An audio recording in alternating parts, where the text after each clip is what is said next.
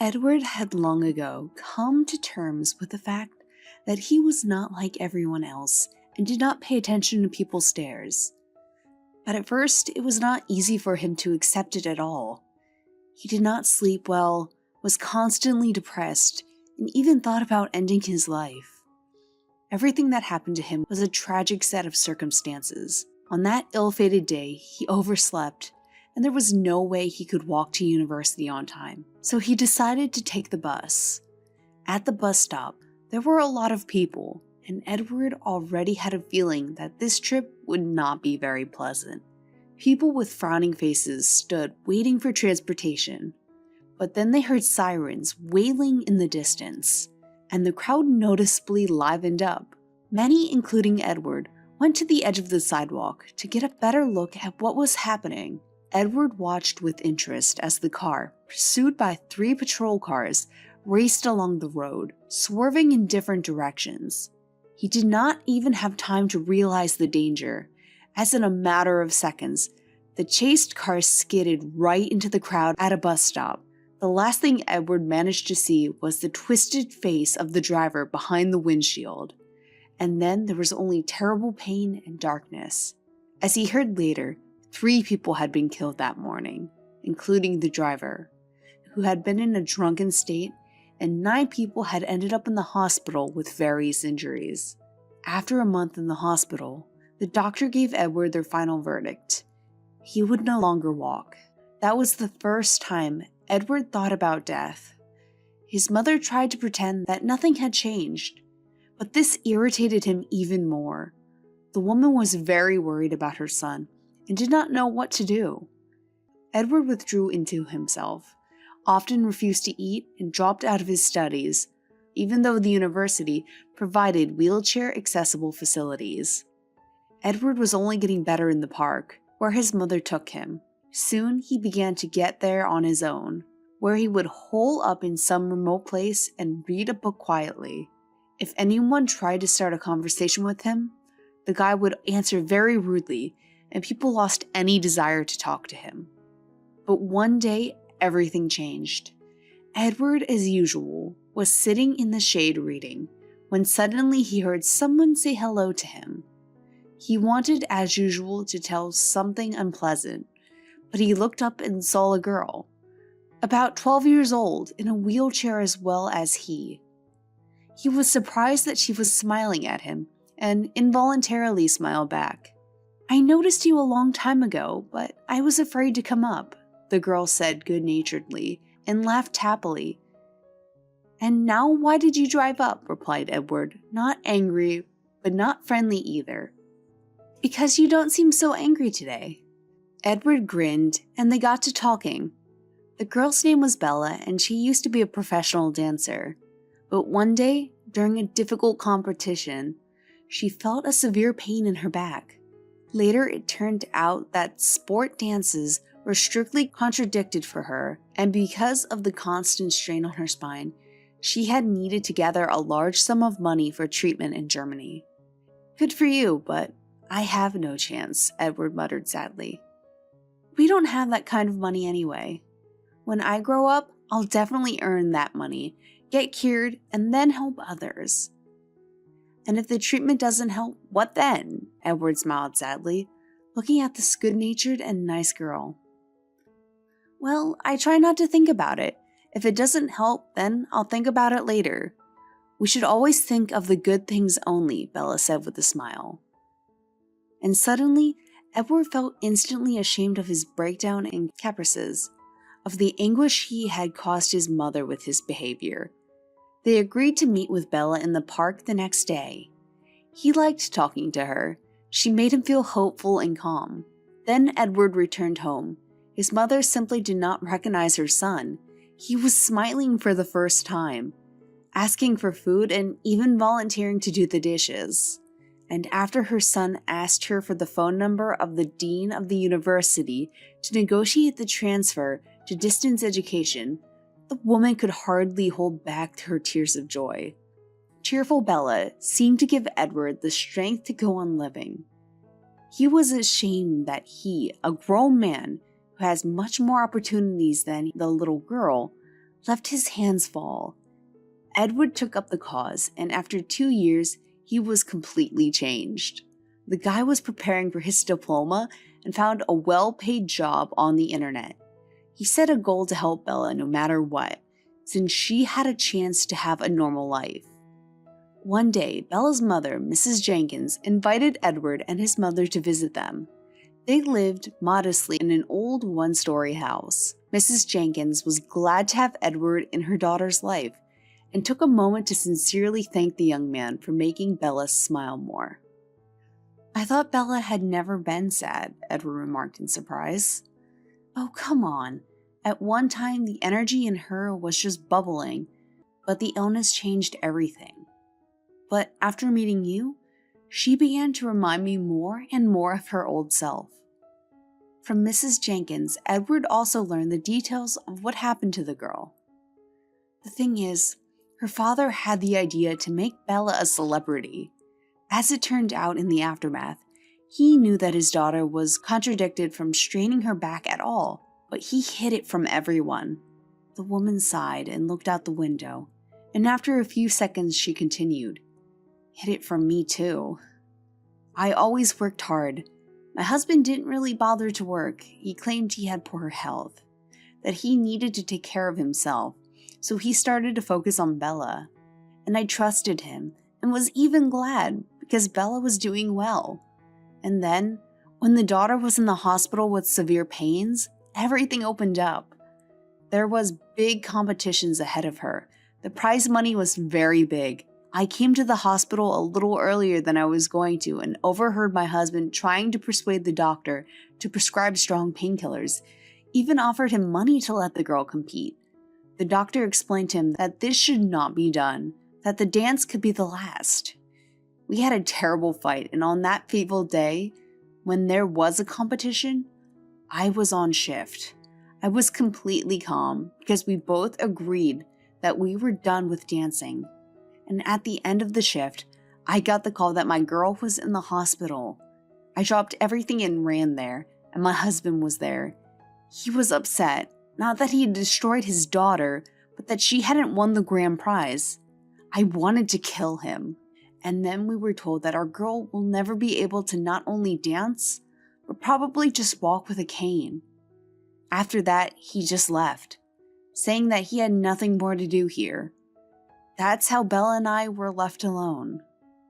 Edward was shocked by the story, but still asked if there was any chance that Bella could be helped. "There is such a possibility. We just do not have that kind of money. Surgery abroad is expensive, so is rehabilitation.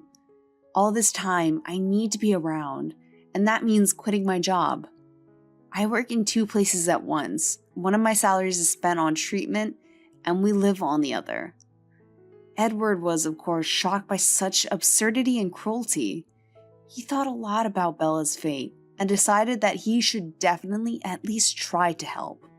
He could do it. He was young, smart, he had plenty of free time, and he had a remote job, which he decided to give himself even more passionately to. 2 years passed, and Edward managed to accomplish what he had planned. He was preparing to surprise Bella that he was sure would change her whole life. He sat with his laptop all day long, and his mother was glad that her son was engaged in business and even earned something. But she did not go into details. The woman was sure that he would not earn much, so she did not dare tell him the truth, which she had been hiding for a long time. Actually, the doctor's verdict was not so categorical. Edward had a chance to recover, but his operation was very expensive. They did not have that kind of money, and then she decided not to tell him about it yet, not to upset him unnecessarily. And today, she decided to say the truth about it. But Edward happily informed her that they were going to visit Bella today, and the woman decided to postpone the conversation until they returned home. "What an intrigue," laughed the mother merrily. "So what's the surprise? If Bella were 18 years old, I think you decided to propose to her." Edward looked up with her with a reproachable look and then laughed. "Mom, if she was 18, I'm closer to 30. What proposal?" "Oh, it's no big age difference at all," said the mother meaningfully and went to change. Edward only good-naturedly shook his head. He was friends with Bella, helped with the lessons, treated her very warmly, but could not imagine how they could be a couple in the future, given the 10 years difference in age. At Bella's home, the guests were greeted with a special pie. Everyone present already knew that Edward had something in mind for Bella, but no one could guess what the surprise was. When everyone was seated at the table, Edward finally spoke with a cryptic look, and everyone froze in anticipation. I won't keep you waiting any longer. A couple of years ago, when I first met Bella, she turned my whole life upside down and made me act. But I have not a chance to get back on my feet, and she has. So I decided to give her that opportunity. I found a way to work on the internet, and it started to bring in a nice income. I have already saved enough money and paid for Bella's treatment at the clinic. Edward, are you kidding? Asked Bella dumbfoundedly. And taking the envelope with the supporting documents from the man's hands, she realized it was all true. Mrs. Jenkins was shaking with sobs of happiness, but Edward's mother sat silently pale, realizing what a mistake she had made. Why didn't I tell him earlier that he could be helped too? She thought in horror. Why? That he wouldn't have spent the money on this girl. He would have spent it on himself. Edward noticed that something was going on with his mother. She suddenly remembered her urgent business and began to get ready to go home. On the way home, he asked her why she did not seem happy for Bella at all. Edward, son, how can I be happy if you gave money to the girl that you could have spent on your treatment? But Mom, you said I didn't have a chance, didn't you?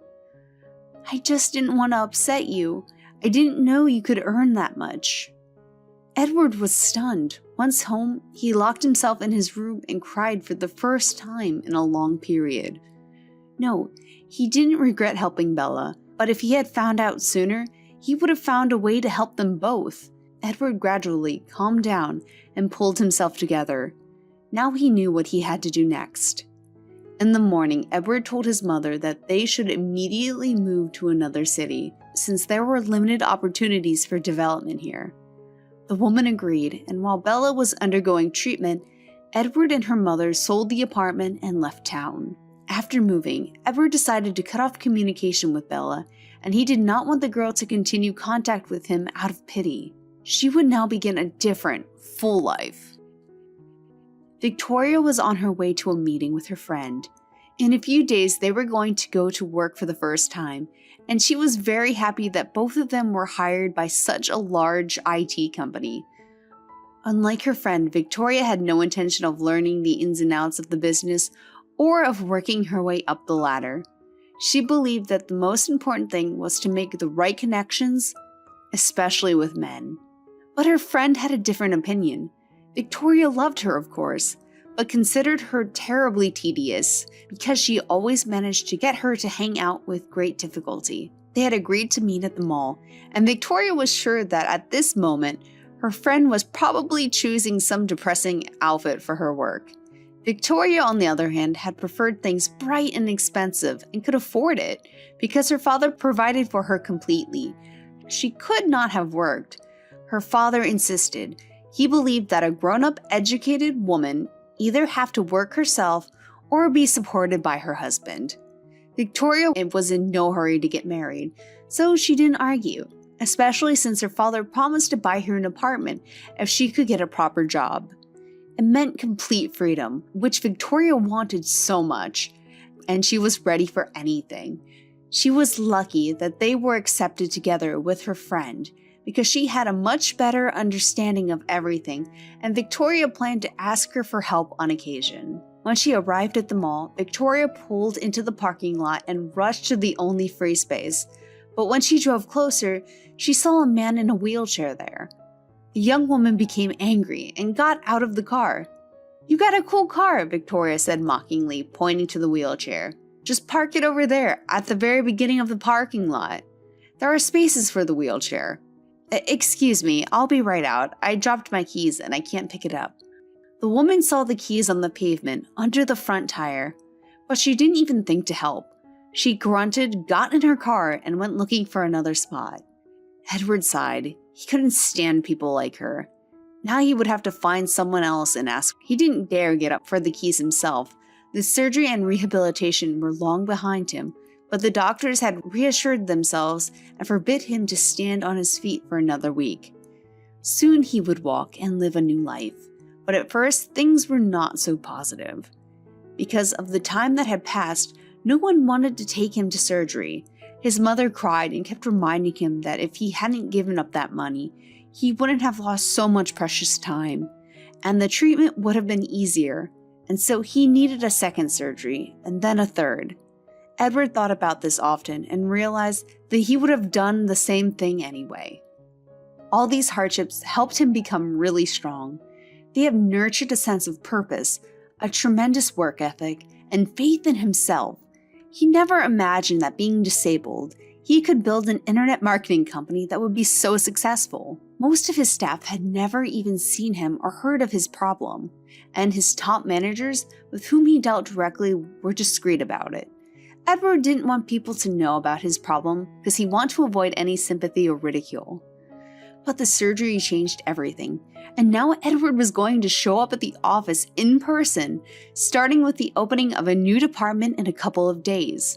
A man passing by handed him the keys, and Edward heartily thanked him. He flicked a button, and the car next door blinked its headlights. Edward easily threw his body on the seat, folded the wheelchair, and dashingly sped off. He had been driving for a month already, and he loved it. Just a little longer, and he would be back to a normal life again.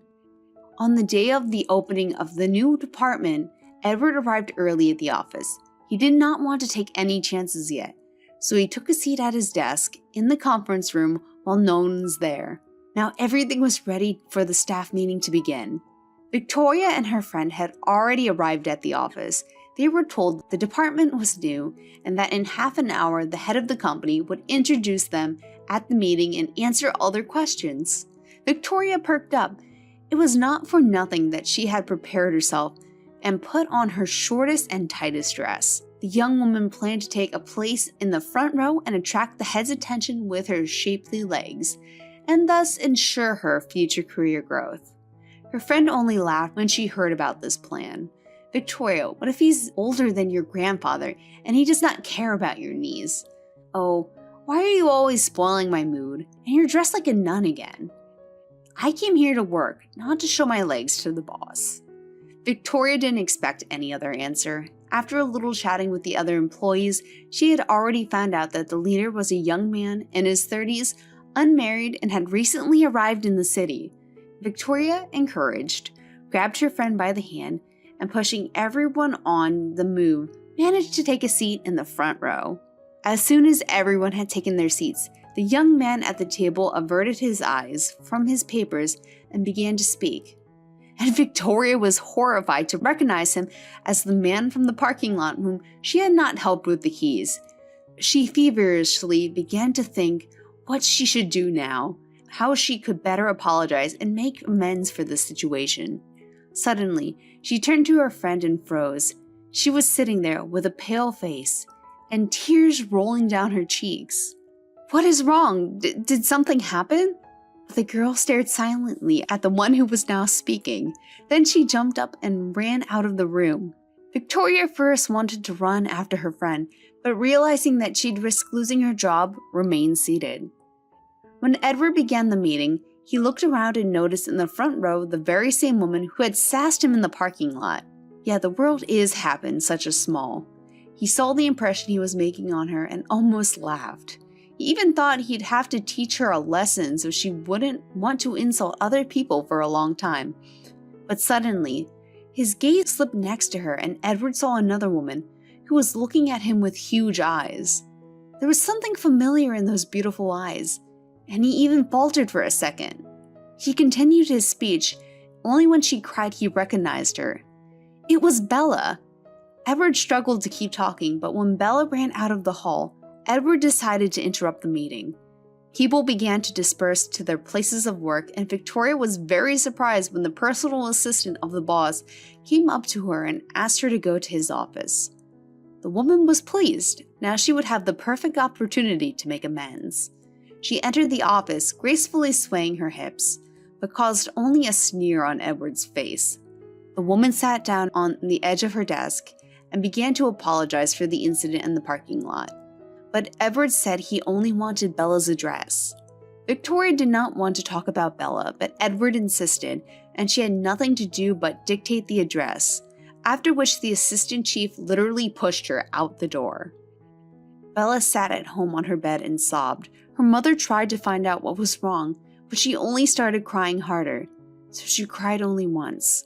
When they returned to the town after surgery and found out that Edward and his mother had disappeared without a trace, changing the phone number and not even leaving a goodbye note.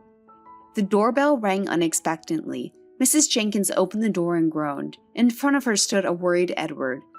He leaned on a cane, and in one hand was a bouquet of flowers. Edward gave the astonished woman the bouquet and quickly walked into Bella's room. He knew about Bella's childhood crush, and even then he wanted her to meet a normal guy. But today he realized that she still remembered and probably loved him. A few months later, Edward and Bella had their wedding.